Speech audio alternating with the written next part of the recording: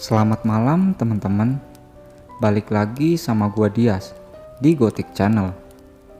Malam hari ini, gua bakal membawakan sebuah cerita horor dari @Freddy Raskin yang ditulis dalam sebuah akun Twitternya dengan judul "Sebuah kisah horor di balik tragedi putusnya jembatan gantung di daerah Jawa Tengah". Cerita ini diambil berdasarkan kisah nyata yang terjadi beberapa tahun silam.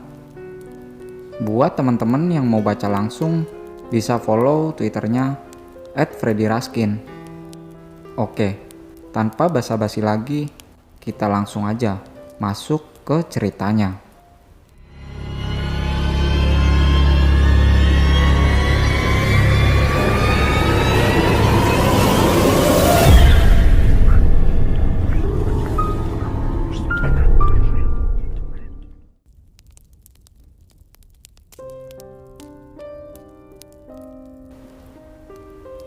Selasa.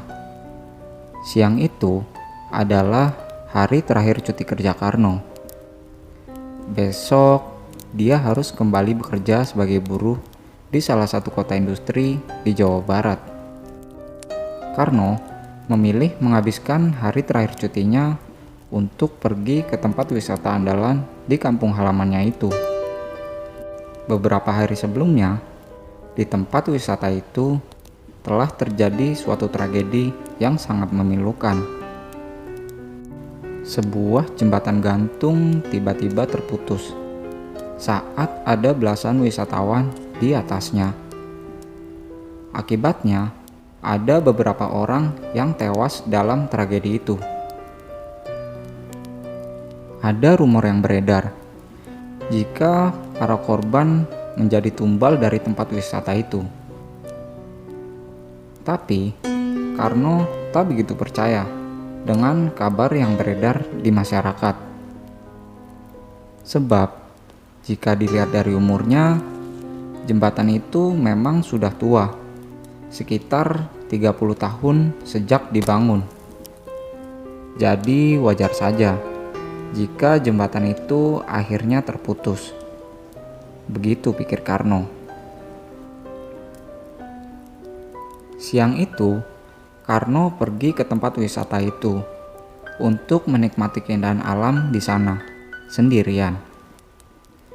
Dia juga sempat melewati lokasi di mana jembatan itu berada, karena memang posisi jembatan berada tak jauh dari pintu masuk.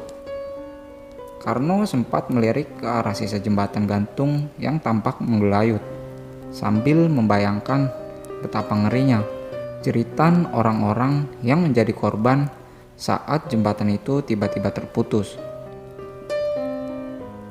Astagfirullah, Gumam Karno sambil melewati lokasi jembatan. Hari sudah semakin sore. Karno memilih untuk memuaskan diri dengan berwisata kuliner dan berendam di tempat wisata itu. Tiba-tiba, suara speaker pengelola tempat wisata itu terdengar mengingatkan para pengunjung jika tempat wisata itu akan segera ditutup. Karno yang masih merasa betah, akhirnya terpaksa beranjak dan berjalan malas. Sengaja dia melambatkan langkahnya, karena Karno merasa masih ingin menikmati keindahan alam di sana. Jarak antara tempat Karno berdiri dan pintu keluar masih cukup jauh.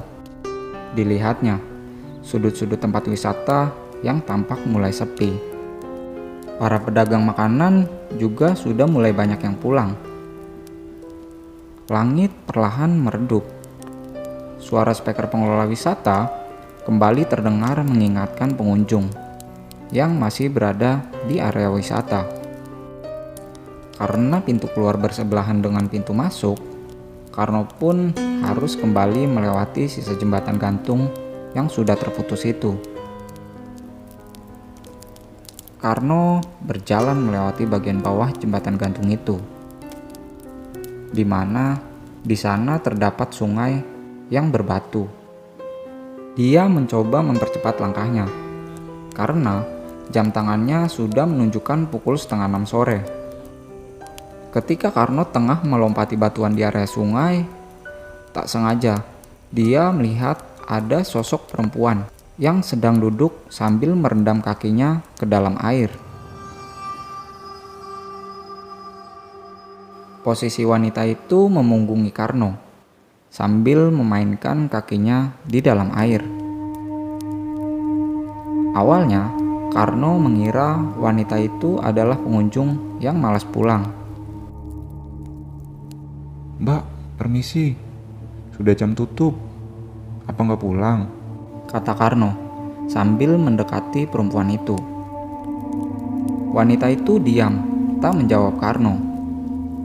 Jarak antara Karno dan si perempuan hanya sekitar 2 meter. Karena tak ada sautan, Karno pun berusaha mendekat. Perempuan itu menggunakan jaket jeans dengan rambut panjang dan tergerai. Ketika jarak sudah semakin dekat, tiba-tiba perempuan itu terisak.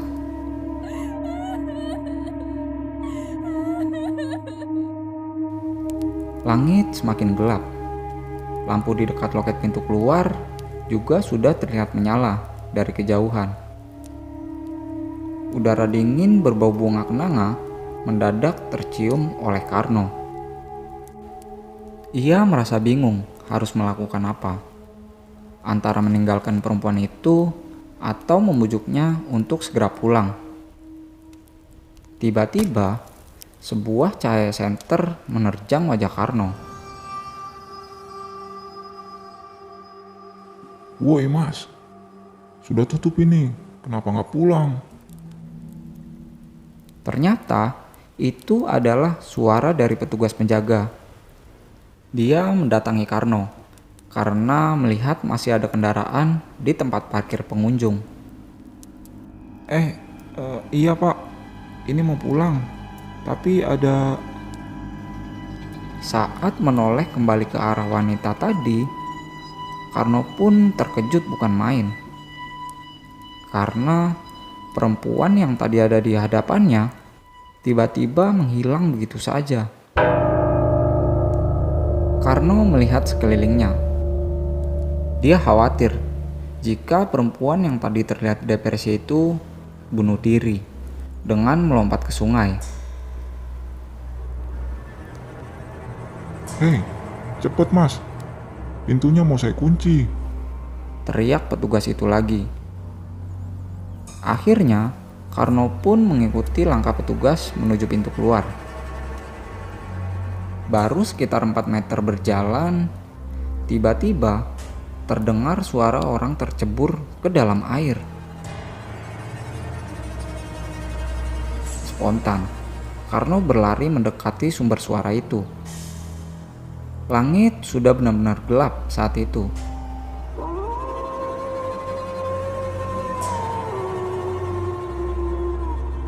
Dilompatinya batuan di sekitar sungai dengan cepat. Penjaga tadi kemudian mengejarnya dari belakang. Karno lalu melongok ke air terjun yang ada di bawahnya. Matanya tak bisa menangkap apapun selain suara gerujuk air. "Ayo mas, udah malam." Ucap penjaga tadi sambil menarik kaos Karno. Wajah Karno tampak bingung. Dibujuknya petugas penjaga untuk ikut melihat. "Tadi denger kan ada suara orang kecebur. Ayo mas, dicari dulu." Seketika petugas itu tampak gelisah. Lalu ia menarik Karno dengan sedikit kasar. Karno tak bisa melawan. Akhirnya dia pun pasrah mengikuti langkah petugas penjaga itu. Kaos Karno masih terus diseret sampai mendekati pintu keluar. Langkahnya berjalan cepat mengikuti petugas itu. Tiba-tiba ada angin dingin kembali menerpa tubuhnya. Dan dari kejauhan Sayup-sayup telinga Karno menangkap sebuah suara.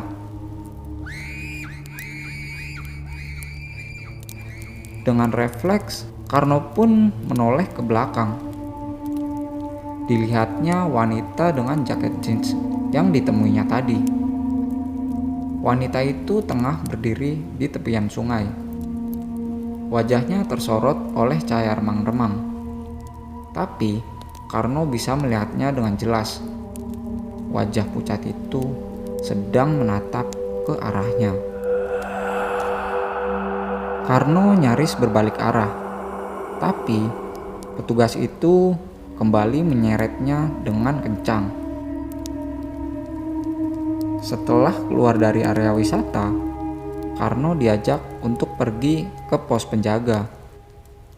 Petugas itu pun kemudian menyuruh Karno duduk, lalu melempar sebuah map plastik kepada Karno. Kopi apa teh, Mas? Tanya petugas itu. Kali ini nada berbicara petugas itu tampak lebih lembut. Kopi, Pak, kalau ada. Saut Karno. Kemudian Karno membuka map plastik berwarna biru itu. Di dalamnya dia melihat ada daftar nama dan foto-foto. Karno mengamati satu persatu foto itu. Sampai akhirnya dia menemukan satu foto yang tidak asing baginya. Ini kok mirip mbak yang di sungai tadi ya? Batin Karno. Petugas itu pun kembali dengan membawa 2 gelas kopi. Dilihatnya wajah Karno yang tampak seperti orang bingung. Kenapa, Mas? Ada yang dikenal? Tanya penjaga itu. Karno mengangguk, lalu menunjukkan foto yang dimaksud kepada petugas itu. Si petugas tiba-tiba tersenyum, entah apa yang ada di pikirannya. Kemudian, dia pun mulai menceritakan semuanya kepada Karno. Jadi, ada beberapa pengunjung yang mengaku pernah melihat pria dan wanita yang terjatuh atau tenggelam ke dalam sungai di sekitar lokasi kejadian. Orang-orang yang melihat sering tergoda untuk menolong. Tapi ketika didekati, sosok itu menghilang begitu saja. Bahkan pernah ada pengunjung yang hampir tenggelam di sana, gara-gara dia melihat ada gadis remaja yang tengah tenggelam dan berteriak meminta tolong kepadanya. Padahal pengunjung itu sebenarnya bisa berenang.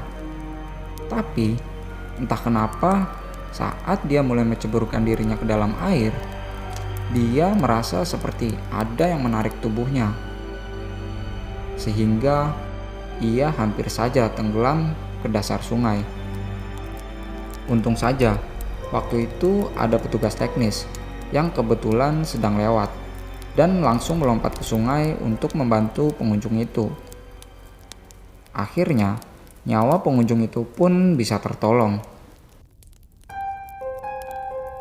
Makanya, waktu saya tahu Mas masih di sana, saya yakin betul pasti ada sesuatu yang Mas lihat. Dan wanita yang ada di foto ini adalah salah satu pengunjung yang menjadi korban di saat tragedi jembatan gantung itu terputus.